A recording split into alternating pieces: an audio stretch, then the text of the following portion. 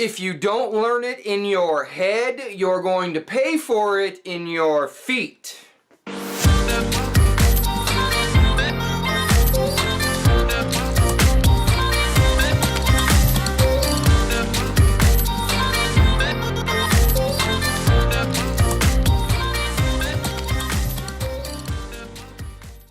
This is pretty self-explanatory.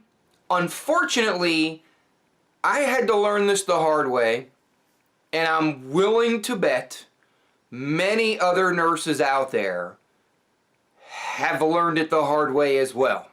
This is another one of those lessons that they don't really teach you in nursing school. You kind of have to figure this out on your own, and you hopefully will learn it sooner than later. While I know I don't need to explain the words, the whole concept behind this is that if you can't remember it up here, if you don't get the concepts up here, if you don't plan ahead up here, then you're going to be running your off on the floor. Yes, literally, quite literally running. Better put on the running shoes because you're going to be hoofing it throughout your day. Something as simple as not preparing ahead of time when you walk into your patient's room and know or not know that they need certain equipment or certain supplies, or you forgot the medications, or you forgot your stethoscope, and oh, I gotta get this, and oh, I gotta get that. It's learning how to think ahead 2 or 3 steps.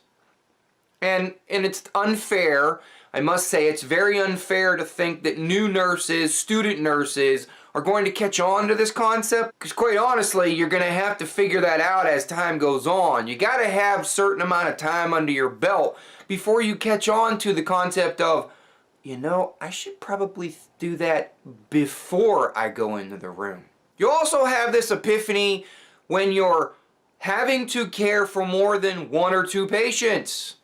This is also a very unfair lesson for student nurses. Most of the time, student nurses only get assigned 1, maybe 2, maybe 3 patients as a student nurse until you get comfortable and sharpen your time management skills.